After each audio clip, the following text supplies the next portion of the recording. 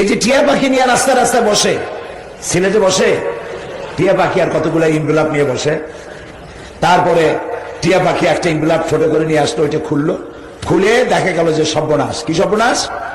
যে তোমার যে ট্রাক মারবে সেই ট্রাক তো শ্রীমঙ্গল থেকে রওনা হয়েছে, তুমি তো মরবে এখনই, রাস্তায় বেরোলেই শেষ।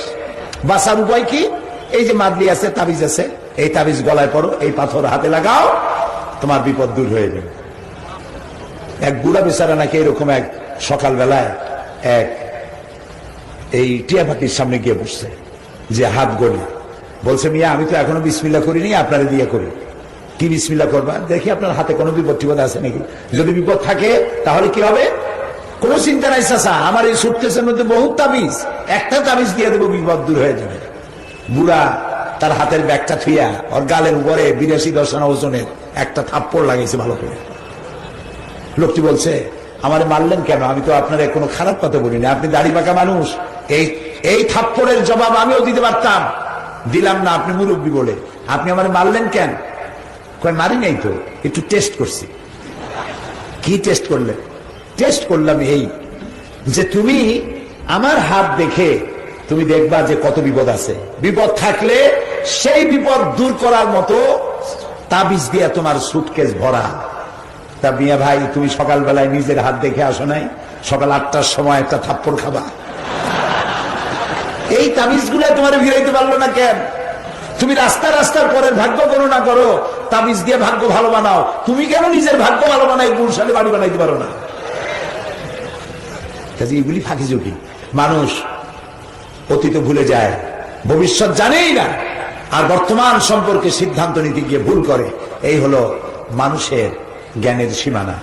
আর তারাই বানায় সংবিধান। প্রতি মুহূর্তে ভবিষ্যৎ এসে বর্তমান হয়, আর প্রতি মুহূর্তে বর্তমান অতীত হয়ে যায়। ফলে চিন্তা যেটা করেছিল, চিন্তার কার্যকারিতা হারিয়ে যায়। এখন উপায় কি? উপায় অ্যামেন্ডমেন্ট করা। এই কোরআন যার কাছ থেকে এসেছে তার কাছে অতীত নাই, তার কাছে ভবিষ্যৎ নাই, তার কাছে সবটাই বর্তমান। সুবহানাল্লাহ বলতে ইচ্ছে করে না? তার কাছে সবটাই বর্তমান। তিনি কে? সে আল্লাহ রাব্বুল আলামিন কোরআনে কারীমকে নাজিল করেছেন বর্তমানকে সামনে রেখে। কিয়ামত পর্যন্ত পরিবর্ধনের কোনো প্রয়োজন হবে না। মানব গোষ্ঠী পরিচালনার জন্য যা প্রয়োজন সব এখানে আছে। আল্লাহ তাআলা বলছেন, আলিফ লাম রা কিতাবুন আনজালনাহু ইলাইকা লিতুখরিজান নাসা মিনাজ যুলুমাতি ইলান নূর। আলিফ লাম রা কিতাবুন আনজালনাহু ইলাইকা, আমি আপনার প্রতি একখানা কিতাব অবতীর্ণ করেছি। কেন? লিতুখরিজান নাসা মিনাজ যুলুমাতি ইলান নূর, যাতে করে মানব গোষ্ঠীকে অন্ধকারের ভেতর থেকে বের করে আপনি আলোর দিকে নিয়ে আসতে পারেন। এই জন্য আপনার কাছে এই কিতাব আমি অবতীর্ণ করেছি। অন্ধকার কি? অন্ধকার হচ্ছে মানুষ যা তৈরি করেছে মানব গোষ্ঠী পরিচালনার জন্য। মানুষেরাও কিছু আইন কানুন তৈরি করেছে এই মানব গোষ্ঠী পরিচালনার জন্য, করে নাই? কথা বলেন না কেন? এই মানব গোষ্ঠী দেশ, রাষ্ট্র, ব্যক্তি, সমাজ, আন্তর্জাতিক জীবন পরিচালনার জন্য অর্থনীতি, সমাজনীতি, রাষ্ট্রনীতি, শিক্ষানীতি, বহু নীতিমালা এ মানুষ তৈরি করেছে।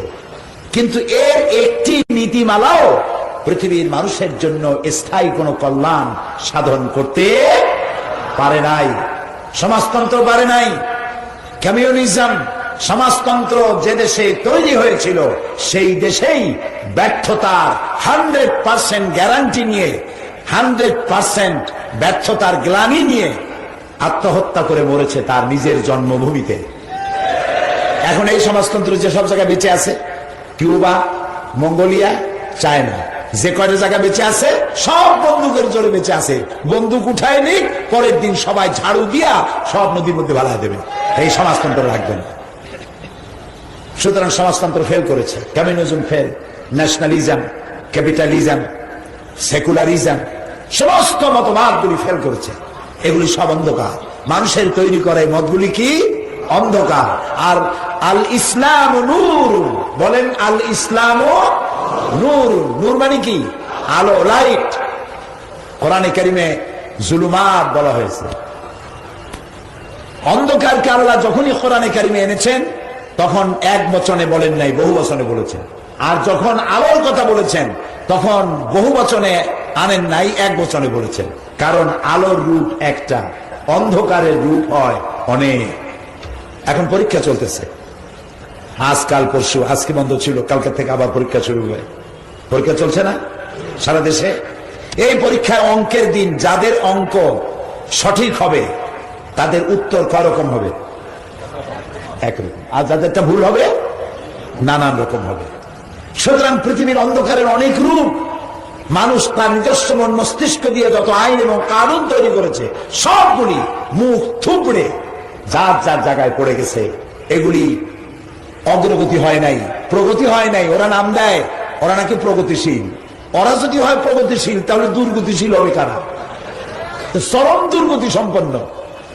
সুতরাং পৃথিবীতে মানব রচিত সব মতবাদ থুবড়ে পড়েছে। আল্লাহ তাআলা দিয়েছেন এক ব্যবস্থা, এই ব্যবস্থাটা আল্লাহ, সেই ব্যবস্থার নাম হলো ইসলাম। ব্যবস্থাটার নাম কি? সবাই বলেন ইসলাম। ইসলাম কোন বিশ্বাস, আকীদা, নামাজ, রোজা, হজ, যাকাতের মধ্যে সীমাবদ্ধ কোন জীবন ব্যবস্থার নাম ইসলাম নয়। কোন একটি ধর্মীয় বিশ্বাস, কয়েকটি ধর্মীয় বিশ্বাস, নামাজ, রোজা, দাড়ি, টুপি, রুমাল, জামা, হজ, যাকাত, এর মধ্যে সীমাবদ্ধ একটি ধর্মের নাম ইসলাম নয়। আমরা তিনটে জায়গায় ভুল করেছি, মুখস্থ করুন, মনে রাখুন। তিনটি জায়গায় ভুল করেছি। কত জায়গায় বলেন? তিনটি জায়গায় ভুল করেছি। নাম্বার ওয়ান, ইসলামকে মনে করেছি শুধুমাত্র একটি ধর্ম। হিন্দু যেমন একটি ধর্ম, হিন্দু, বৌদ্ধ, খ্রিস্টান, এই যত ধর্ম আছে, ইসলাম গতানুগতিক ভাবে একটি ধর্মের নাম নয়। আমরা প্রথম ভুল করেছি ইসলামকে শুধুমাত্র ধর্ম মনে করে। এটি একটি পূর্ণাঙ্গ জীবন ব্যবস্থা, একটি স্কিম, আল্লাহ তৈরি করা একটি পরিকল্পনা, সুবহানাল্লাহ, যা মানুষের জন্ম থেকে শুরু করে মৃত্যু পর্যন্ত জীবনে প্রত্যেকটি ক্ষেত্রে দিক নির্দেশনা প্রদান করে। এর নাম ইসলাম। জোরে বলেন, এর নাম কি? এক নম্বরে ভুল করেছি ইসলামকে শুধুমাত্র ধর্ম মনে করে। উল্টা বুঝেন না, আবার কালকে থেকে বলা শুরু করি না যে সাইদি সাহেব বলে গেছে ইসলাম কোন ধর্মই না। মানুষ তো শোনে একরকম, বোঝে একরকম, আর রিপোর্ট করে আর একরকম। গতানুগতিক ভাবে অন্যান্য ধর্মের মতো এটা কোনো গতানুগতিক ভাবে ধর্ম নয়। এটি মোকাম্মাল নিজামে হায়াত, এটি কমপ্লিট কোড অফ লাইফ, এটি পূর্ণাঙ্গ জীবন বিধান। কিরকম পূর্ণাঙ্গ? হাতের নখ কাটা থেকে শুরু করে, টয়লেটে যাওয়া থেকে শুরু করে, রাষ্ট্র পরিচালনা পর্যন্ত সব তো শিখায়। মুরগির ফার্ম থেকে শুরু করে জাতিসংঘ পর্যন্ত পরিচালনা শিখায় কোরআন। এটার নাম ইসলাম, পরিপূর্ণ জীবন ব্যবস্থা। আপনি জিজ্ঞেস করেন কি জানতে চাইবেন, আর এই কোরআনে কোন কথার জবাব নাই? তিবিয়ানান লিকুল্লি শাই। আল্লাহ তাআলা বলেছেন সমস্ত বিষয়গুলিকে, মানুষের জন্য যা প্রয়োজন সবগুলোকে খুলে খুলে কোরআনে কারীমের মধ্যে বয়ান করে দেওয়া হয়েছে। এটার মধ্যে দাঁড়ায় থাকলে অসুবিধা, একটু বসলে ভালো হয়। আমি কিন্তু বলি না মানুষকে যে বসেন বসেন, এগুলি বলি না এই কারণে যে প্রাইমারি স্কুলে যখন আমরা পড়ছি তখন মাস্টাররা যাদেরকে শাস্তি দিত বলতো দাঁড়ায় থাকো। আপনাদেরকে কোন মাস্টার দাঁড়ায় থাকতে বলছে আমি জানি না, খামোখাই দাঁড়ায় কষ্ট করতেছেন। দাঁড়ায়া মানুষ আশ্চর্য মলম বেছে কেমনে তাই দেখে, রাজনৈতিক বক্তৃতা শোনে দাঁড়ায় দাঁড়ায়, সিনেমা দামো চাবায় আর দাঁড়ায়ও থাকে। এটা কোরআনের মাহফিল, আপনি বসলে আপনার পিছনের লোক একটু বসতে পারে। আমি দেখে আসছি এই যে বিশাল রাস্তা বন্ধ হয়ে গেছে, রাস্তায় যান চলাচল বন্ধ হয়ে গেছে, আপনারা যাওয়ার তো কোনো জায়গা নাই। ফাইনাতা যাবো, বসেন, বসলে আপনার জন্য কল্যাণ, অন্যের জন্য কল্যাণ। আলহামদুলিল্লাহ বলেন।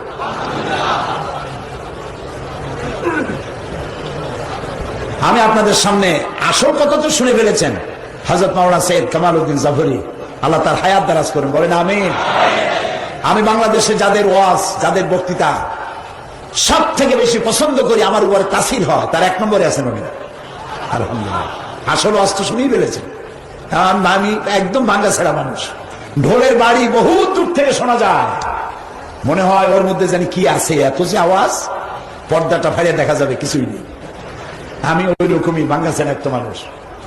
সুবহানাকা লা ইলমা লানা ইল্লা মা আল্লামতানা আলাইহি তাওয়াক্কালতু ইলাইহি উনীব। আল্লাহর কাছে সাহায্য প্রার্থনা করি, আল্লাহ তোমার এতগুলি বান্দা আসছে, আমার অযোগ্যতার কারণে বান্দাগুলি যেন মাহরুম না হয়, তারা যেন দ্বীনের একটা সমঝ নিয়ে যেতে পারে, এ তৌফিক দান করে দিও।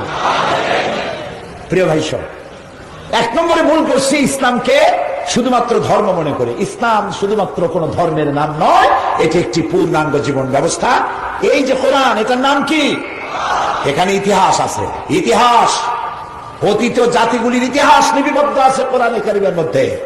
রয়েছে বিজ্ঞান, রয়েছে ভূগোল, জিওমেট্রি, ম্যাথমেটিক্স, অ্যালজেব্রা, রয়েছে philosophy, political science, economics, business, কি নাই? এমনকি আপনি মরে গেলে আপনার পরিত্যক্ত সম্পত্তি কে কতটুকুন পাবে তাও ভাগ করে করে পাই পাই করে হিসাব করে বলে দেওয়া আছে, নাই? নাই? স্ত্রীর সাথে কেমন ব্যবহার করবেন নাই? প্রতিবেশীর সাথে কেমন ব্যবহার করবেন নাই? আপনি রাজা বাদশাহ হইলে দেশ চালাবেন কেমনে তা নাই? চুরি করলে, ডাকাতি করলে বিচারটা কেমনে হবে? জুডিশিয়াল ল, ফৌজদারি দণ্ডবিধি নাই কোরআন শরীফে? সব আছে কোরআন শরীফের মধ্যে, সব আছে। তাই বলে কোরআন কোন রাজনীতির কিতাব নয়, তাই বলে কোরআন কোন বিজ্ঞানের কিতাব নয়, তাই বলে এটা কোন ফিলোসফির কিতাব নয়। তবে এটা কি? এটি হচ্ছে বিশ্ব পরিচালনার জন্য, মানব গোষ্ঠীকে পরিচালনা করার জন্য যত নীতি দরকার, সমস্ত নীতিমালার মূল নীতি লিপিবদ্ধ হয়েছে আল্লাহর এই কোরআনের মধ্যে। তো এক নম্বরে, জি এটাই ঠিক, এটাই ঠিক। এক নম্বরে ভুল করেছি ইসলামকে ধর্ম মনে করে। দুই নম্বরে ভুল করেছি কোরআন শরীফকে তাবিজের কিতাব মনে করে। ধর্মীয় পুস্তক, বেদ, বাইবেল, পুরাণ, মহাভারত, ভগবত, কি জানি, ভগবদ্গীতা ইত্যাদি যেমন একখানা ধর্মগ্রন্থ, আমরা নিশ্চয়ই ওইসব ধর্মীয় পুস্তককে সম্মান করি, ওগুলোকে আমরা সম্মান করি, আমরা অসম্মান করি না।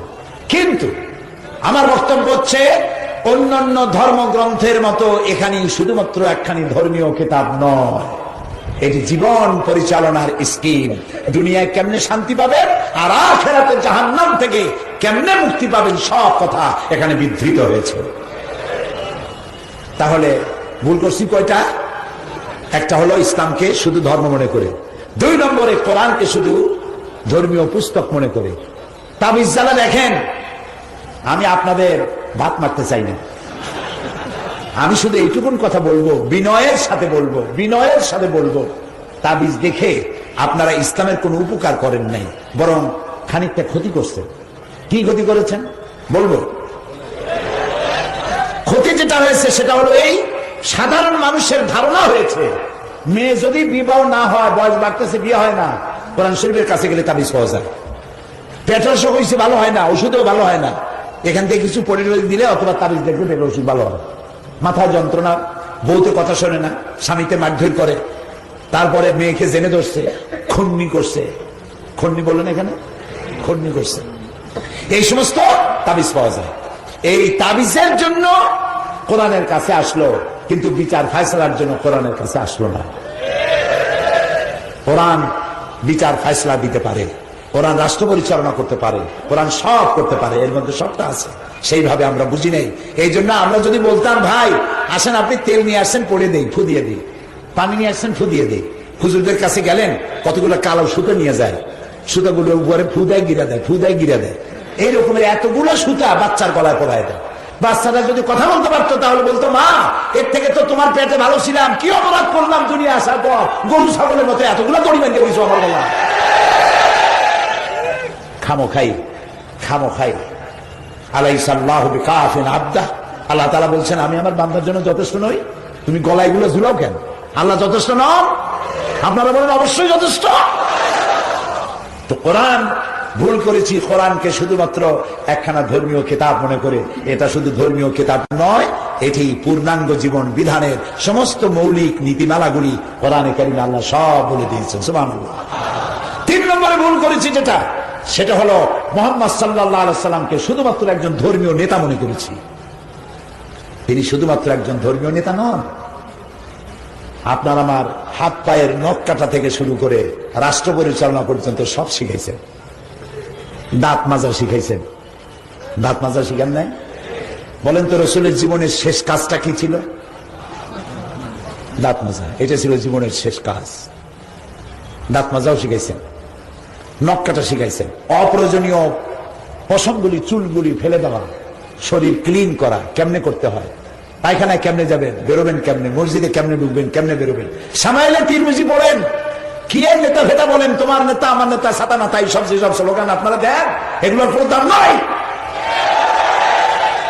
নেতা তো একজন পৃথিবীতে আল্লাহ বানিয়েছেন, যাকে অনুসরণ করতে হয় পা থেকে মাথা পর্যন্ত, তার নাম বিশ্বনবী মুহাম্মদ রাসূলুল্লাহ সাল্লাল্লাহু আলাইহি ওয়াসাল্লাম।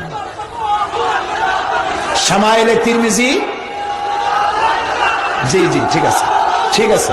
আপনারা যাওয়ার সময় বড় বড় স্লোগান দিয়ে যাবেন, তখন দেখবো শক্তিগত। থামেন। শামাইলে তিরমিজি কিনবেন, আল্লাহর মেহেরবানি এটা বাংলা ছাপা হয়ে গেছে, আলহামদুলিল্লাহ বলুন। বাংলা ভাষা আমার মায়ের ভাষা না, আমার বাপেরও ভাষা, ঠিক না? খালি মায়ের ভাষা করে বাপের অমর্যাদা করে লাভ কি? বাংলা ভাষা আমার নিয়ামত। কোরআন শরীফে আল্লাহ তাআলা বলেছেন, এমন কোন নবী পাঠাই নাই যে নবীকে তার মাতৃভাষায় পাঠাইনি। নবী পাঠাবে সৌদি আরবে, আর আমি নবী বাছাই করি আনছি ইংল্যান্ড থেকে, এরকম করিনি। সে ইংরেজিতে কথা বলবে, আরবি সামনে সব মানুষ বুঝবে নাকি? এই জন্য নবী যেখানে পাঠিয়েছি তার মাতৃভাষায় নবী পাঠাইছি। এ ভাষা আল্লাহর সৃষ্টি। ভাষা কার সৃষ্টি? আমার ভাষার নাম কি? বাংলা ভাষা। আলহামদুলিল্লাহ বলো। আমাদের বাংলা ভাষা রিচ, সমৃদ্ধ। আমাদের বাংলা ভাষা মহাসমুদ্রের মতো। এর মধ্যে আমরা অন্য অন্য ভাষাগুলিকে অ্যাবজর্ব করে নিয়েছি, উর্দু, আরবি, ফার্সি। না, একজন অর্থমন্ত্রী ছিলেন, তিনি ওই আমলে, বুঝছেন তো, সেই আমলে, আপনারা বুঝে নেন। তিনি বললেন তার বক্তৃতার ভেতরে, বাজেট বক্তৃতা, পরম করুণাময়ের নামে শুরু করছি। আমার যখন বাজেটের উপর আলোচনা আসলো, আমি প্রথমেই ধরলাম যে মাননীয় অর্থমন্ত্রী তিনি পরম করুণাময়ের নামে শুরু করছি, এইটা উনি বিসমিল্লাহির রহমানির রহিম বলতে পারলেন না কেন? এটা উনি বাংলা করতে গেলেন কেন? এইটা যদি উনি বাংলা করেন, তাহলে ওনার পার্টির নাম বাংলা করুক, ওনার নিজের নাম বাংলা করুক। আমরা তো অনেক আরবি শব্দ ব্যবহার করি। আমি বললাম, স্পিকার সাহেব, তখন হুমায়ুন রশিদ সাহেব বেঁচে আছেন, কালকেও তার জন্য দোয়া করছেন। আমি বললাম, স্পিকার সাহেব, আপনি যে এখানে বসে আছেন, আপনি একটা ইংরেজি চেয়ারে বসছেন, এটা বাংলায় কি করবেন? বাংলায় বলবেন কেদারা বা কাষ্ঠ আসন। যদি বলেন কাষ্ঠ আসনে আসি, লোকে মনেরা করবে যে আপনি বহুত কষ্টে আছেন। বসছেন আপনি কাষ্ঠ আসনে, এটা ইংরেজি চেয়ার, আপনার সামনে ইংরেজি টেবিল, আপনার হাতে আরবি কলম, আপনার সামনে উর্দু কাগজ। এরপরে আপনি দাওয়াত খাইতে যান, দাওয়াত আরবি, আর দাওয়াত খাইতে গিয়ে শরবত খান, সেটাও আরবি। এরপর পোলাও, বিরিয়ানি, বোরহানি, কোরমা, কালিয়া, কোফতা, জর্দা, এর কোনটা বাংলা? বাংলা করে খান তো কেমন খাইতে লাগে, মজা লাগে দেখেন। এতগুলি জায়গায় অনুবাদ তালাশ করি না, খালি বিসমিল্লাহর জায়গায় আসলেই পরম করুণাময়ের নাম শুরু করছি। আর ওই দলটি, মানে সেই দলটি, তারা তাদের পত্রিকার উপরে বিজ্ঞাপন লেখে আল্লাহ সর্বশক্তিমান, আল্লাহু আকবার বলতে পারে না। কত বড় কপাল পোড়া, কত বড় কপাল পোড়া! সব স্লোগান দিতে পারে, কিন্তু নারায়ে তাকবীর আল্লাহু আকবার স্লোগান দেয় না। যেসব মুসলমান এই পার্টি করো, তোমার ইমানের কাছে প্রশ্ন করো, তোমার নেতার কাছে প্রশ্ন করো। আমি মুসলমানের সন্তান, আমি আমার মুসলমান মায়ের পেটে আসছি, আমার বাপ মুসলমান। হাজারো স্লোগান দিয়ে গলা ফাটাই, আল্লাহু আকবার বলতে পারবো না কেন?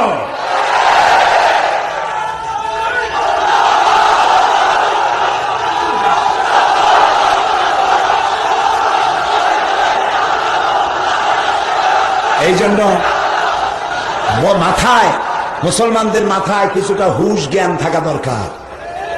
পাগল হইয়া গড্ডালিকা প্রবাহের মতো বাপেও করছে, আমিও করব, এগুলো বাদ দিতে হবে। বাপ চাচারা অনেক কথা বলছে। ছোট্টবেলায় আমার মনে আছে, দাদা নানিতে বলতো, ওই যে চাঁদ দেখছো? বলতাম, হ্যাঁ দেখছি তো। ওই যে কালো কালো কি জিনিস জানো? বল না, জানি না তো। ওইখানে তো বট গাছ আছে, ওর মধ্যে এক বুড়ি আছে, সে বুড়ি ওখানে বসে সুতা কাটে। চিন্তা করতাম, ওরে বাবা, বুড়ি ওখানে বসে সুতা কাটতে খায় কি? চিন্তা আমার মাথা ঘামাই যেত, কি সব। তারপর বলতো এই পৃথিবীতে ভূমিকম্প হয় কেন জানো? বলতাম না, জানি না। কয় যে এই পৃথিবী আছে গরুর মাথার উপরে। চিন্তা করতাম, বাপরে বাপ, সেই গরুর শিং কত মোটা। এরকম কথাও তো আমরা শুনছি না, শুনি নেই? এখন কি বিশ্বাস করি? কেউ বিশ্বাস করে? তাহলে কোন পাগলে আর কোন ছাগলে কি তৈরি করলো আর কি বললো তাদের পিছনে দৌড়াইতে হবে? তোমার নিজের আকল থাকবে না? মুসলমানের সন্তান শাহজালালের পুণ্যভূমি সিলেটে মিছিল হবে আর আল্লাহু আকবার ধ্বনি হবে না, হতে পারে না।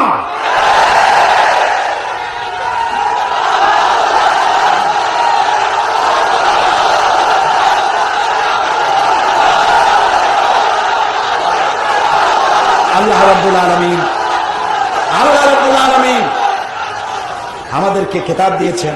বলছিলাম 3 জায়গায় ভুল করছি। কয় জায়গায় ভুল করছি? 3 জায়গায়। 1 নম্বরে ইসলামকে মনে করেছি শুধু ধর্ম, এখন সংশোধন করি নেই। ইসলাম শুধু ধর্ম নয়, এটি একটি পূর্ণাঙ্গ জীবন ব্যবস্থা। কোরআন শুধুমাত্র ধর্মীয় পুস্তক নয়, এখানে মানব জীবন পরিচালনার একটি পূর্ণাঙ্গ স্কিম, একটি পরিকল্পনা। 3 নম্বরে মুহাম্মদ সাল্লাল্লাহু আলাইহি ওয়াসাল্লাম শুধুমাত্র ধর্মীয় নেতা নন, তিনি রাষ্ট্রীয় নেতাও বটে। যুদ্ধ পরিচালনা করেছেন, শ্রমিক ছিলেন, শ্রম দিয়েছেন। তিনি সেনাপতি ছিলেন, রাষ্ট্র পরিচালনা করেছেন, সবটা ছিলেন। নানা ছিলেন, স্বামী ছিলেন, পিতা ছিলেন, পূর্ণাঙ্গ মানুষ। মুকাম্মাল ইনসান বলতে যা বুঝায়, অনুকরণ অনুসরণ যোগ্য বলতে যা বুঝায়, সবটা নবী করিম সাল্লাল্লাহু আলাইহি ওয়াসাল্লামের মধ্যে ছিল। যেখানে আল্লাহ তাআলা বলেছেন, লাকাদ কানা লাকুম ফি রাসূলিল্লাহি উসওয়াতুন হাসানাহ, গ্রহণযোগ্য মহত্তম আদর্শ তোমাদের রাসূলের মধ্যে আমি রেখে দিয়েছি। রাসূলের চরিত্র বলেন কোরআন। আল্লাহর নবী 23 বছরে নবুয়তের জীবনে যা আছে 30 পারা কোরআনে তাই আছে। 30 পারা কোরআন শরীফের ভেতরে যা আছে নবুয়তের 23 বছরের জীবনে তাই আছে। নবী আর কোরআন কখনো আলাদা হতে পারে না। কোরআন দিয়ে নবী করিম সাল্লাল্লাহু আলাইহি ওয়াসাল্লাম তার জীবনকে মুজায়্যান করেছেন, কোরআন দিয়ে তৈরি করেছেন। নবী হচ্ছেন চলমান কোরআন, চলমান কোরআন।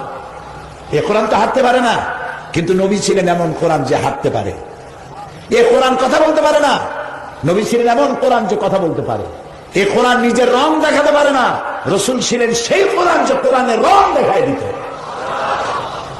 আর সাহাবায়ে কেরাম রিদওয়ানুল্লাহি তাআলা আলাইহিম আজমাইন, তারা যখন রাস্তা দিয়ে হাঁটতেন তখন মনে হতো জীবন্ত কোরআন হেঁটে যাচ্ছে। কোরআনের তারা আমল করতেন। ইসলাম শুধু নামাজ রোজা হজ যাকাত নয়, মানুষের প্রয়োজন মিটিয়েছে ইসলাম, জীবনের সব প্রয়োজন মিটিয়েছে। মানুষের জন্য প্রথম প্রয়োজন কি? খাদ্য। জন্মের পরই তার প্রথম প্রয়োজন খাদ্য। মায়ের পেট থেকে একটা সন্তান যখন ভূমিষ্ঠ হয়, ভূমিষ্ঠ হয়ে যে চিৎকারটা মারে, সম্ভবত এই চিৎকারটা তার অর্থনৈতিক অধিকার আদায় করার চিৎকার, তার খাদ্য আদায়ের চিৎকার। পেটের মধ্যে তো পাইছিলাম আল্লাহর তরফ থেকে, এখন কি জোগাড় করছো দেও তাড়াতাড়ি, ক্ষুধা লাগছে। কোরআনে কারীম মানুষের এই প্রয়োজন মিটিয়েছে। কোন বিজ্ঞানী, কোন দার্শনিক পৃথিবীতে প্রথম বলেছেন খাওয়া পড়া শিক্ষা চিকিৎসা বাসস্থান মানুষের মৌলিক অধিকার? কোন বিজ্ঞানী বলেছেন? কোন দার্শনিক বলেছেন? সর্বপ্রথম এই কথা বলেছেন বিশ্বনবী মুহাম্মদ রাসূলুল্লাহ সাল্লাল্লাহু আলাইহি ওয়াসাল্লাম।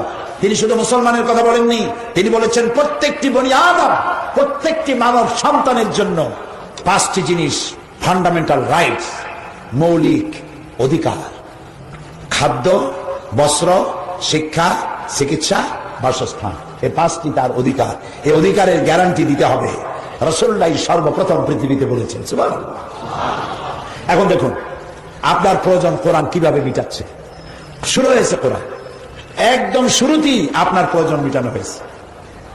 আল্লাহ তাআলা বলছেন, আলিফ লাম মিম যালিকাল কিতাবু লা রাইবা ফীহি হুদাল লিল মুত্তাকিন আল্লাযীনা ইউমিনুনা বিল গায়বি ওয়া ইউকিমুনাস সালাতা ওয়া মিম্মা রাযাকনাহুম ইউনফিকুন। আলিফ লাম মিম। যালিকাল কিতাব লা রাইবা ফীহি, এই কিতাবের মধ্যে কোনো ভুল নাই। সুবহানাল্লাহ বলেন। সন্দেহের বিন্দু মাত্র অবকাশ নাই। হুদাল লিল মুত্তাকিন, এটা মুত্তাকিনদের জন্য হেদায়েতের গ্রন্থ। মুত্তাকিন কারা? কোরআনের ব্যাখ্যা কোরআন, এক আয়াতের ব্যাখ্যা আর এক আয়াত। সুবহানাল্লাহ। কোরআনের তাফসীর কোরআন নিজেই। এই জন্য কোরআনের চাইতে শ্রেষ্ঠ ওয়াজের কিতাব আকাশের নিচে জমিনের উপর আর নাই। এই জন্য বাংলাদেশে একটি দল কোরআন দিয়ে কথা বলে, হাদিস দিয়ে কথা বলে। কে পানিতে ফু দিয়ে আগুন জ্বালাই দিল, মক্কা শরীফের কুত্তা বাংলাদেশে ঠেকাই দিল, তালাই দিল, অথবা খালের মধ্যে কোথায় কই মাছ ডুবানো সেটা বের করে দিল। এই সমস্ত কেরামতি আর কাশফের ওয়াজ করে না, কোরআন দিয়ে ওয়াজ করে, মানুষকে কোরআন বুঝায়। আর কোরআনই পারে মানুষকে হেদায়েত দিতে, অন্য কেউ হেদায়েত দিতে পারে না। কোরআন এবং সুন্নাহ দুটি জিনিস রাখা হয়েছে এই পৃথিবীর মানুষের জন্য। কোরআনের একটি আয়াতের ব্যাখ্যা আরেকটি আয়াত। হুদাল লিল মুত্তাকিন, এই কোরআন মুত্তাকিনদের জন্য। কারা মুত্তাকি? আল্লাযীনা ইউমিনুনা বিল গায়ব, যারা অদৃশ্যকে বিশ্বাস করে। আল্লাহরে দেখছেন আপনারা?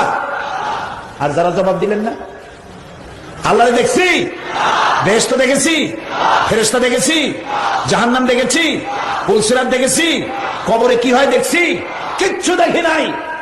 আল্লাহ বলেছেন, রাসূল বলেছেন, আর আমরা বলেছি সামি'না ওয়া আতা'না, শুনলাম আর গোলামের মতো মাথা নিচু করে মেনে নিলাম। যারা বলেন সুবহানাল্লাহ। গায়বের উপরে যারা বিশ্বাস করে, ওয়া ইউকিমুনাস সালাত, এরপরে নামাজ প্রতিষ্ঠা করে, তারপরে ওয়া মিম্মা রাযাকনাহুম ইউনফিকুন, আর তাদেরকে যে আমি রিজিক দিয়েছি ওই রিজিক থেকে তারা খরচ করে, আল্লাহর রাস্তায় খরচ করে। কোরআন শরীফে সম্ভবত এমন কোন জায়গা নাই যেখানে আকিমুস সালাত বলা হয়েছে আর সাথে সাথে ওয়াতুজ যাকাত বলা হয় নাই। কারণ নামাজ প্রতিষ্ঠা হতেই পারে না যাকাত ভিত্তিক, অর্থনৈতিক ইকুয়াল ইনসাফ ভিত্তিক ডিস্ট্রিবিউশন ছাড়া। নামাজ প্রতিষ্ঠা হতে এটা প্রয়োজন। আপনি নামাজের ফজিলত একজনকে বয়ান করলেন, তার পেটে ক্ষুধা, 4-5 দিন খায় নাই, তার বউর পরনে কাপড় নাই, তার বাচ্চাগুলো ক্ষুধার্ত, চক্ষু কোটরগত হয়ে গেছে, হাড্ডিগুলো বাইর হয়ে গেছে। নামাজের ফজিলত শুয়ে নেই, তিনি নামাজ পড়তে যাবেন ঠিকই, কিন্তু তার কানের মধ্যে বাচ্চাদের ক্ষুধার আওয়াজ, চিৎকার আসতে থাকবে। তার স্ত্রীর বস্ত্রহীনা শরীর, জীর্ণ শীর্ণ শরীর চোখের সামনে ভেসে উঠতে পারে। এই জিনিসটি আল্লাহর চাইতে কেউ ভালো বোঝে না। সেই জন্য আল্লাহ রাব্বুল আলামিন বলেছেন, নামাজ প্রতিষ্ঠা করো, যাকাত আদায় করো, যাকাত দাও, মানুষের অভাব মিটাও। আল্লাহ যা যা করেছেন শয়তান তার একটা উল্টা করছেই। লক্ষ্য করেছেন? আল্লাহ যা করেছে শয়তান তার একটা উল্টা করেছে। যেমন আল্লাহ তিনি খেলাফত দিয়েছেন, ইন্নী জাইলুন ফিল আরদে খালিফা, আমি পৃথিবীতে খালিফা পাঠাবো, প্রতিনিধি পাঠাবো। আল্লাহ দিলেন খেলাফত, শয়তান বানাইলো মুলুকিয়ত। এটা শয়তানের বানানো, আল্লাহর বানানো নয়। আল্লাহ তাআলা দিলেন যাকাত ভিত্তিক অর্থ ব্যবস্থা, শয়তান দিল সুদ ভিত্তিক অর্থ ব্যবস্থা। আল্লাহ দিলেন ইসলাম পূর্ণাঙ্গ জীবন ব্যবস্থা, শয়তান দিল ধর্মনিরপেক্ষ মতবাদ। ধর্মনিরপেক্ষ মতবাদের স্রষ্টাকে শয়তান। সব ব্যাপারে পক্ষে আছি, কিন্তু ধর্মের ব্যাপারে নিরপেক্ষ। জি, ধর্মের ব্যাপারে নিরপেক্ষ। আচ্ছা, মানুষ সব থেকে এসেনশিয়াল, সব থেকে জরুরি জিনিসগুলির পক্ষে থাকে না নিরপেক্ষ থাকে? বলেন আপনি। সিলেটবাসীদের কাছে প্রশ্নটা তো আগে শুনবেন, খুব সেন্সিটিভ প্রশ্ন হচ্ছে, এই মাহফিল শুনে এশার নামাজ পড়ে বাড়ি যেয়ে ভাত খাওয়া জরুরি না জরুরি নয়? ভাত বা রুটি যেটাই খান এটা জরুরি। এই ভাত খাওয়ার আপনারা কি পক্ষে না নিরপেক্ষ? পক্ষে। এরপরে ঘুমানো লাগবে, ঘুমটা জরুরি না জরুরি নয়? আপনারা কি এটার পক্ষে না নিরপেক্ষ? যারা বিয়ে করে নাই তাদের জন্য বিবাহ করা জরুরি না জরুরি নয়? এটার ব্যাপারে পক্ষে না নিরপেক্ষ? জি, পক্ষে একটু জোরেই আওয়াজ দিয়েছে। তাহলে বোঝা গেল যে সব জিনিস জরুরি, আমরা সেগুলির পক্ষে আছি। তাহলে ধর্ম কি এতই বাজে জিনিস যে এইটার ব্যাপারে নিরপেক্ষ থাকতে হবে? নাউজুবিল্লাহ, নাউজুবিল্লাহ। আপনি তো নিরপেক্ষ থাকতে পারবেন না, কোন একদিকে যেতে হবে। এখন খুব সুন্দর রাস্তা হয়েছে। সাইফুর রহমান সাহেব বাংলাদেশের সফল অর্থমন্ত্রী, সিলেটকে আধুনিক সাজে সজ্জিত করেছেন। রূপসী সিলেট, সিলেট থেকে ঢাকা এমন সুন্দর বাস এখন চলে, আমি এখন উঠি নাই। আমার একজন বললো যদি ডানা থাকতো তাহলে উড়ে যাইতে পারত, এত সুন্দর সুন্দর বাস যায়। এই যে সিলেট, ফ্রম সিলেট টু ঢাকা রাস্তা দিয়ে আপনি যাবেন, এই রাস্তায় চলতে গিয়ে হয় আপনি রাইটিস্ট হবেন, না হয় লেফটিস্ট হবেন, দুইটার একটা হইতে হবে। হয় বলবেন ডান দিয়ে চলবেন, না হয় বাম দিয়ে চলবেন। কিন্তু আপনি যদি বলেন আমি রাইটিস্ট নই, আমি লেফটিস্ট নই, আমি মিডল ইস্ট, আমি রাস্তার মাঝখানে দাঁড়ায় থাকবো, আমি নিরপেক্ষ, ডাইনেও নয় বামেও না, আমি নিরপেক্ষ মাঝখানে থাকবো, থাকুন বাবা থাকুন, অপেক্ষা করুন, একটু পরেই ট্রাক বাবাজি আসবে, আপনার এই পাটি সাপটা পিঠা বানাই দিয়ে যাবে রাস্তার উপরে, ঠিক কিনা? কাজী ইসলাম যদি ভালো না লাগে তাহলে নেতা নেত্রীরা বলুন আমরা ইসলাম পছন্দ করি না, বেরিয়ে যান। আপনার মতো 2-5-10 কোটি লোক যদি বাইরে যায় ইসলামের কোনো ক্ষতি নাই। যে আমেরিকা আজ পৃথিবীর মুসলমানদেরকে নির্যাতন করছে, সেই আমেরিকায় প্রতি বছর এখন 20 থেকে 25,000 খ্রিস্টান মুসলমান হচ্ছে সমান। কাজী ভালো লাগলে বলুন আমি নিরপেক্ষ নই, আমি পক্ষে। একজন মুসলমান ধর্মের ব্যাপারে কিভাবে নিরপেক্ষ হবে কত দেখি? একজন হিন্দুই বা ধর্মের ব্যাপারে নিরপেক্ষ কেমনে হবে? একজন হিন্দু সন্ধ্যার সময় শেষ শঙ্খ বাজায়, না কি বাজায়? শঙ্খ বাজায়, উলুধ্বনি দেয়, মন্দিরে যায়, পূজা করে, কার্তিক পূজা, সরস্বতী পূজা, দুর্গা পূজা, 12 মাসে 13 পূজা। না হাসতেছেন কেন? 12 মাসে 13 পূজাই তারা করে। একজন হিন্দু যখন পূজা দিল, একজন হিন্দু নারী যখন সিঁদুর পরলো, উলুধ্বনি দিল, তিনি তো ধর্মের পক্ষে চলে গেছেন, ঠিক কিনা? একজন বৌদ্ধ যখন সে গেরুয়া বসন করেছে সে তো পক্ষে চলে গেছে। শিখ বাঁধাকপির মতো একটা পাগড়ি 24 ঘন্টা বাঁধিয়ে রাখে, ও তো পক্ষে চলে গেছে। খ্রিস্টান সে গলায় ঝুলায় সে ক্রস, সে ধর্মের পক্ষে চলে গেছে। আমি মুসলমান, আমি নামাজ পড়ি, রোজা রাখি, হজ করি, যাকাত দেই, আল্লাহকে বিশ্বাস করি, রাসূলকে বিশ্বাস করি, আমি তো ধর্মের পক্ষে চলে গেছি। কাজী ধর্মের ব্যাপারে নিরপেক্ষ থাকতে পারে শয়তান, মুসলমান থাকতে পারে না নিরপেক্ষ।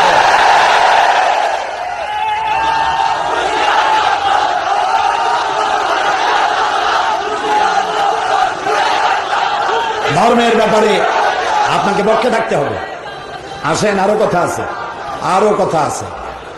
রাস্তায় যেমন আপনি লেফটিস্ট রাইটিস্ট হইতে চাইলেন না, মিডল ইস্ট হইতে চাইলেন, আর তার পরিণতি শুনছেন না? ধর্মের ব্যাপারেও তাই। আপনি ধর্মের ব্যাপারে পক্ষেও নয়, বিপক্ষেও নয়, নিরপেক্ষ। শয়তান সময় মতো এক লাথি মেরে জাহান্নামে ঢোকানো হবে, বেশি সময় টিকতে পারবেন না। কাজে এই নিরপেক্ষ ধর্ম নিরপেক্ষ আন্দোলন, এটি এর জন্মদাতা শয়তান, ইবলিস। একজন নবী নাই আল্লাহর দুনিয়ায়, এ কোরআন আমার হাতে, একজন নবী নাই যিনি ধর্ম নিরপেক্ষ মতবাদকে বিশ্বাস করেছেন বা ধর্মের ব্যাপারে নিরপেক্ষ ছিলেন। ধর্মের ব্যাপারে নবীরা যদি নিরপেক্ষই থাকে তাহলে তার কাজটা কি, তার মিশন কি? একজন সাহাবী ধর্মের ব্যাপারে নিরপেক্ষ ছিলেন না, একজন হক্কানি আলেমও নাই। এই কাশপুরি, ডালপুরি, এই পুরি সেই পুরি, এই ধরনের কিছু পরিবারী পয়সা দিয়ে কিনতে পাওয়া যায়, কোন আলেম পাওয়া যাবে না, ঠিক কিনা প্রিয় ভাই সব? সুতরাং শয়তান একটা উল্টা করছে। আমি ছিলাম জাকাতের পয়েন্টে। কোথায় ছিলাম? জাকাতের কাছে। অর্থনীতি, সুদ আর জাকাত দুটোর মধ্যে আকাশ আর জমিনের পার্থক্য। সুদ হচ্ছে গরিবদের কাছ থেকে নাও আর ধনীদেরকে দিয়ে দাও, আর জাকাত হচ্ছে বড় লোকদের কাছ থেকে নাও, গরিবদের দিয়ে দাও। এ বিধান কার? এ বিধান কার? আল্লাহ রাব্বুল আলামিন বলেন সূরা কুরাইশের মধ্যে ফালিয়াবুদু রাব্ব হাযাল বাইত আল্লাযী আত'আমাহুম মিন জু'ইন ওয়া আমানাহুম মিন খাউফ। ফালিয়াবুদু রাব্ব হাযাল বাইত, যদি শীতে গ্রীষ্মে যদি ভয় ভীতি থেকে বাঁচতে চাও তাহলে এই ঘরের মালিকের ইবাদত করো। কোন ঘর? বাইতুল্লাহ, আল্লাহর ঘর, কাবা শরীফ। এই কাবা শরীফের মালিককে আল্লাহ তাআলা বলছেন এই ঘরের মালিকের ইবাদত করো। এই ঘরের মালিকের ইবাদত করলে ফল হবে কি? কালকে ফ্যানটা কি হলো?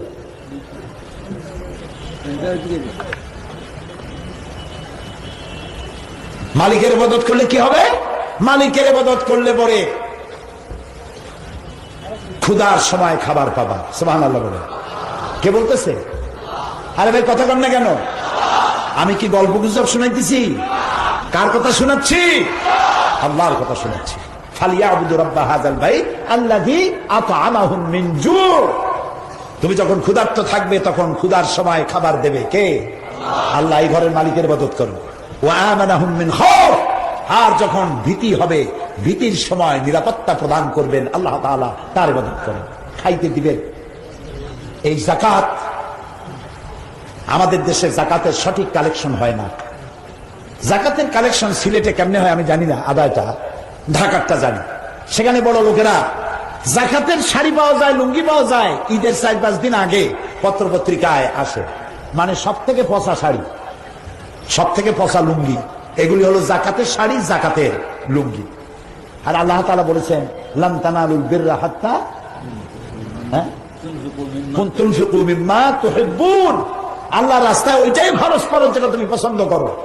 আর আপনি করলেন কি? যাকাতের সবচাইতে নিকৃষ্ট লুঙ্গি, সব থেকে নিকৃষ্ট শাড়ি, এইগুলা কিনে আনিয়া তারপরে প্রহসন, বাড়ির সামনে বিরাট ভিড়, উনি যাকাত দিচ্ছেন। মানুষের পাড়া খেয়ে কতগুলো গরিব মরে গেল, হয় না? এমন পাড়া খেয়ে মরে গেল। ইসলাম এই জন্য যাকাত দেয়নি। এক শ্রেণীর মানুষ যাকাত এইভাবে দিতে থাকবে, আরেক শ্রেণীর মানুষ হাত পেতে নিতে থাকবে। এই রকমের দুইটা শ্রেণী বানাবার জন্য আল্লাহ তাআলা যাকাতের বিধান করেন নাই। যাকাতের বিধান কেন? এই জন্য যাকাতের বিধান, এবছর যে ব্যক্তি যাকাত পাবে আগামী বছর তার যাকাতের প্রয়োজন হবে না। এই জন্য রাসূলুল্লাহর কাছে ভিক্ষা নিতে আসছিল এক লোক। রাসূলুল্লাহ তার ভিক্ষা দিছিলেন না, বলছিলেন তোমার কাছে কি আছে? লোকটি কি বলেছিল বলেন?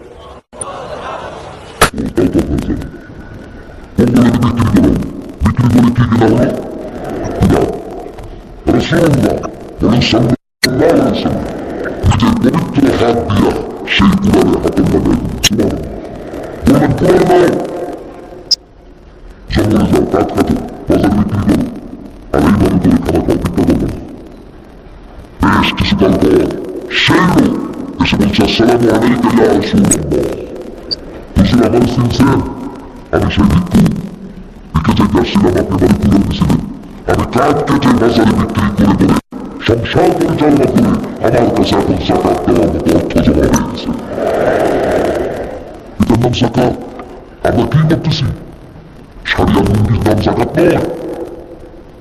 এই সিলেটে লক্ষ লক্ষ মানুষ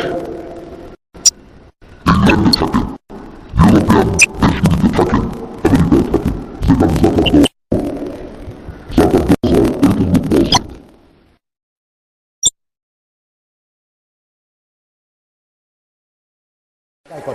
তারপরে আপনাদের আত্মীয়দের মধ্যে লিস্ট করেন।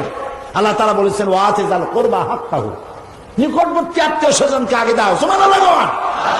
সিলেটের মানুষকে যাকাতের টাকা নোয়াখালী বানাবার দরকার নাই, আগে তোমারটা দেখো, তোমার আত্মীয় তাদেরকে দেখো।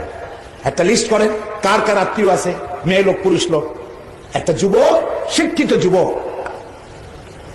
বেকার, গরিব, আর একটা কম্পিউটার কিনে দেন।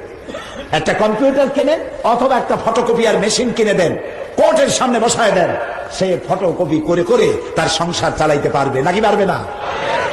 একটা যুবক অশিক্ষিত, ওকে একটা 2টা হালের গরু কিনে দেন যাকাতের টাকা দিয়ে, ও আর ভিক্ষা করবে না। সবচেয়ে 3 বাচ্চা যে ভিক্ষা করে খায়, আজকে ভিক্ষা করে, আজকে ভিক্ষা পায় নাই, এরপরে পকেট মারবে, তারপরে ছিনতাই করবে, কচু গাছ কাটতে কাটতেই তো গলা কাটে নাকি, ঠিক কিনা? বেলচোর, তালচোর, কাঁঠালচোর, পকেট চোর, এরপরে মানুষের গলা কাটা চোর হবে। এখন যদি আপনি জাকাতের টাকা দিয়া, আমি দেখলাম আঞ্জুমানে খেদমতে কোরআন তাদের একটা বই আমার দেখাইলো, সেখানে দেখলাম তারা ভ্যান দিয়েছে একটা গরিবকে, একটা রিক্সা দিয়েছে, আর একটা কি জানি দিছে, হ্যাঁ সেলাই মেশিন, আসতেছি আপনার সেলাই মেশিনের কাছে। তো এইগুলি দেওয়া হলো। পানের বাক্স, আপনি তো কইতে পারলেন না, আপনি না সভাপতি, পানের বাক্স দিচ্ছেন, আমি দেখছি ছবির মধ্যে একটা পানের বাক্স, একটা পানের বাক্স দিলেন, অথবা একটা জুতা পালিশ করা একটা বক্স বানাই দিলেন, আর ওরে বসাই দিলেন এয়ারপোর্টে অথবা সিলেট রেলওয়ে স্টেশনে। জুতা পালিশ করে করে 4-5টা ফ্যামিলি মেম্বার খাওয়াই বাঁচাইতে পারবে নাকি পারবে না? এই হলো জাকাতের। জাকাতের টাকা দিয়ে এভাবে করে মানুষদেরকে আপনি প্রোভাইড করতে পারেন, তাদেরকে দারিদ্র বিমোচন করে তাদেরকে প্রতিষ্ঠিত করতে পারেন। এইটা করলে পরেই হক আদায় হবে। আর জাকাত আদায় করবে গভর্নমেন্ট। সূরা হজ, আল্লাযীনা ইম্মাক্কান্নাহুম ফিল আরদ আকামুস সালাত ওয়া আতাউয যাকাত ওয়া আমারু বিল মা'রুফ ওয়া নাহাউ আনিল মুনকার ওয়া লিল্লাহি আকিবাতুল উমুর। আমি যদি মুমিনদেরকে ক্ষমতা দেই, মুমিনেরা যদি ক্ষমতা আসে 4 দফা কাজ করবে। কয় দফা? 4 দফা। নামাজ প্রতিষ্ঠা করবে, জাকাত আদায় করবে। বাংলাদেশে বর্তমান সময়ে যদি জাকাত আদায় করা হয়, একেবারে কম করে হলেও 6,000 কোটি টাকা জাকাত কালেকশন হতে পারে। আর ওয়াকফ স্টেট আছে না বাংলাদেশে? সিলেটে নাই। কথা না কইলে বুঝি, ওয়াকফ স্টেট আছে না? যত সব সিন্দাবাদের দত্তরা ওয়াকফ স্টেটগুলি গ্রাস করে রেখে দিয়েছে বিভিন্ন নামে, নামগুলো আমি নিলাম না। এই ওয়াকফ স্টেটের সমস্ত লক্ষ লক্ষ একর সম্পত্তি যদি গভর্নমেন্ট উদ্ধার করতে পারত, আর সরকার যদি জাকাত কালেকশন করত, তাহলে বাংলাদেশের দারিদ্র বিমোচনের জন্য পৃথিবীর কারো কাছ থেকে 1 টাকাও ঋণ করা লাগতো না। এটা আল্লাহ তাআলা বিরাট বরকত ছিল, সেই বরকতের রাস্তা আমরা ছেড়ে দিয়েছি। নবী করিম সাল্লাল্লাহু আলাইহি ওয়াসাল্লাম মানুষকে খাবার দিয়েছেন, পরার দিয়েছেন, নিজে না খেয়ে থেকেছেন। হযরত ফাতেমা রাদিয়াল্লাহু তাআলা আনহা রাসূলের কাছে এসে বলছে, আব্বাজান, কুয়া থেকে পানি উঠাতে উঠাতে আমার ঘাড়ের উপরে দাগ পড়ে গেছে, আটা পিষতে পিষতে আমার হাতে ঠোসকা পড়ে গেছে, আমি আর পারি না, আপনি আমাকে একটা দাসী দিবেন?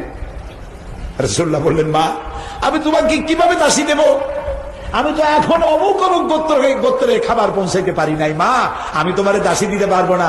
তুমি এক কাম করো, প্রত্যেক নামাজের পর সুবহানাল্লাহ 33 বার পড়ো, আলহামদুলিল্লাহ 33 বার পড়ো, আল্লাহু আকবার 33 বার পড়ো, আর একবার পড়ো আশহাদু আল্লা ইলাহা ইল্লাল্লাহু ওয়াহদাহু লা শারীকা লাহু লাহুল মুলকু ওয়া লাহুল হামদু ইউহয়ী ওয়া ইউমীত ওয়া হুয়া আলা কুল্লি শাইইন কাদির। আল্লাহ তাআলা জান্নাতে তোমার দাসীর ব্যবস্থা করে দিবেন। মানুষের খাবার পৌঁছে দিয়েছে। রাসূলুল্লাহ বসে আছেন, বাহরাইন থেকে বিভিন্ন এলাকা থেকে গনিমতের মাল আসছে, জাকাতের সম্পদ আসছে, স্তূপ হয়ে গেছে। ওপাশ থেকে রাসূল এখানে বসা দেখা যায় না, এত সম্পদ 2 হাতে গরিবদের মধ্যে বিতরণ করছেন। শুনতেছেন কথা? 2 হাতে বিতরণ করতেছেন। জোহরে রক্ত হয়ে গেল, জোহর পড়লেন, বিতরণ করছেন। আসরে রক্ত হয়ে গেছে, আসরের নামাজ পড়ে যায় নামাজটা ঝাড়া দিলেন, মনে হলো যেন কিছু ময়লা টয়লা পড়েছিল, ঝাড়ে জুড়ে শেষ। ঘরের মধ্যে প্রবেশ করে বলছেন, আয়েশা, সারাদিন খুব পরিশ্রম করেছি, আমি খুব ক্লান্ত এবং ক্ষুধার্ত, কোনো খাবার আছে কি? হযরত আয়েশা বলছেন, ইয়া রাসূলুল্লাহ, আল্লাহর কসম, আয়েশার ঘরে পানি ছাড়া কোনো খাবার নাই। এই হলো বিশ্বনবী, মানুষের দুয়ারে দুয়ারে খাবার পৌঁছে দিয়েছে। আর সোনার মানুষ তৈরি করে গেছেন, রাষ্ট্র তৈরি করলেন, বেকার ভাতা দিলেন, বৃদ্ধদের ভাতা দিলেন, খাবারের অভাব নাই, পড়ার অভাব নাই, চুরি নাই, ডাকাতি নাই, রাহাজানি নাই, মানুষ দরজা খুলে ঘুমাবার সুযোগ পেয়েছে। এর নাম ইসলাম। চিল্লার আল্লাহর নাম কি? এটাই ইসলাম। সেই আল্লাহর আইন, দাঁড়াও, সেই আল্লাহর আইন তোমরা যাতে না চাইতে পারো, সেই জন্যই তৈরি হয়েছে জেএমবি। আল্লাহর আইন যাতে না চাইতে পারো, সেজন্য জেএমবি তৈরি হলো। সব বদনাম টুপিওয়ালা দাড়িওয়ালাদের। আল্লাহর আইন চাই, এটি একটি স্লোগান, কারণ আল্লাহর আইন হলেই তো শান্তি আসবে। সে শান্তি যাতে না হতে পারে সেজন্য কিছু লোককে নামায় দেওয়া হলো অস্ত্র নিয়ে বোমা মারার জন্য। আর বোমার সাথে সম্পৃক্ত যারে ধরলো অমনি পত্রিকা লেখা আরম্ভ করলো জামাত কানেকশন। কি কানেকশন? সাংঘাতিক কানেকশন। এই যে সন্ত্রাসীরা ধরা পড়ছে, ওর দাদা জামাত ইসলামীর একজন রোকন কর্তৃক প্রতিষ্ঠিত মসজিদের সামনে দিয়া 1973 সনের 12 এপ্রিল হাইটে গেছিল। জামাত কানেকশন। আব্দুর রহমানের বাড়িতে সূর্য দিগল বাড়ি ছিলেন।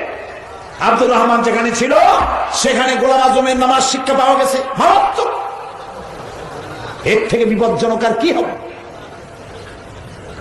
আমি বলেছি গোলাম আজম সাহেবের নামাজ শিক্ষা বইয়ের মধ্যে যদি বোমা বানাবার কোন টেকনোলজি লেখা থাকে, গোলাম আজমকে গ্রেফতার করো, জামাত ইসলামীর সব গ্রেফতার করো। নামাজ শিক্ষা বই থাকলে যদি অপরাধ হয় তাহলে বলতে হবে যে 2 মাস শেখ আব্দুর রহমান যে বাড়িতে বসে গোসল করেছিল যে সাবান দিয়া, সেই সাবান বানাইছে যে কোম্পানি, তারাও গ্রেফতার করে। ওই সাবানের কোম্পানির সাথে তার ষড়যন্ত্র ছিল, তা নাহলে ওই সাবান ব্যবহার করলো কেন? শয়তানি গাইছ। জামাত ইসলামী দাঙ্গাবাজার বোমাবাজি করবে কেন? দুঃখটা কি? জামাত ইসলামী কোন কসুরি পানা? জামাত ইসলামী কসুরি পাতার পানি? অর্ধ শতাব্দী ধরে এই ভূখণ্ডে রাজনীতি করছে জামাত ইসলামী গণতান্ত্রিক আন্দোলন। এমন কোন আন্দোলন নাই এই জমিনে যে আন্দোলনের শীর্ষে জামাতের নেতারা দাঁড়িয়ে কাজ করে নাই, রক্ত দেয় নাই, জীবন দেয় নাই। জামাত ইসলামী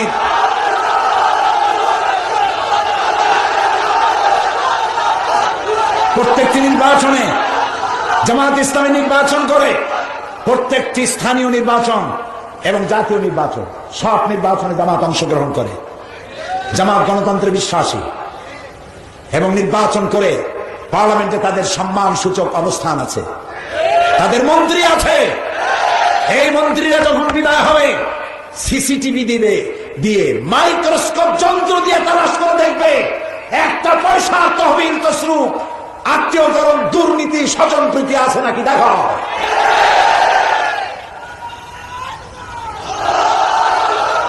সুতরাং তোমাদের ওই সমস্ত গল্প পড়িয়া জনগণকে বিভ্রান্ত বানাইতে পারবে না। জনগণ বিভ্রান্ত হবে না। একটি পত্রিকা তার চেহারা পরিবর্তন করেছে, আমি তার নাম নেব না। চেহারা পরিবর্তন করেছো, আল্লাহ আছেন, আল্লাহ আছেন। আল্লাহর কাছে কোরআন সামনে নিয়ে বলি, রব্বুল আলামিন এদেশে ইসলামী আন্দোলনের জন্য যারা জীবন দেয়, যাদের ছাত্র সংগঠন রক্ত দেয়, 121টি ছাত্রের রক্ত দিয়ে গোলাপ ফুলের মতো জীবন ঝরালো যারা, তাদের বিরুদ্ধে যারা দেখে তোমার গজবের হাতে তাদেরকে সমর্থ করে দিলাম।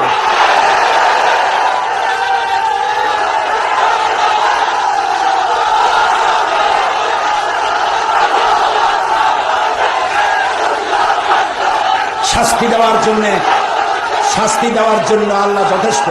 আলহামদুলিল্লাহ বলেন। শাস্তি দেওয়ার জন্য আল্লাহ যথেষ্ট। তবে আরেকটা কথা মনে রাখবেন, কাগজের আগুন দিয়া ভাত রান্না তো দূরের কথা, চাও গরম করা যায় না। এটা ঠিক কিনা? কাজে আপনারা কাগজে যা পারেন লেখেন, লিখতে থাকুন আর দেখতে থাকুন। বাংলাদেশে এমন কোন ঘর থাকবে না যেখানে জামাত ইসলামী যাবে না। সমস্ত ঘরে ঘরে পৌঁছে যাবে, কারণ জামাত ইসলামী দাওয়াত দেয় আল্লাহর কোরআনে। যারা জামাত ইসলামীকে মাওলানা মওদুদীর আন্দোলন বলে তারা বেয়াদব। আমরা মওদুদীর মুরিদ নই। মাওলানা মওদুদী আমাদের কোন ফেকারি ইমাম নন। কাজে আপনি বলবেন আর পাগল বানাবেন মানুষগুলারে, সব আপনার মুরিদ হয়ে যাবে, মনে করছেন সব পাগল হয়ে গেছে মানুষ।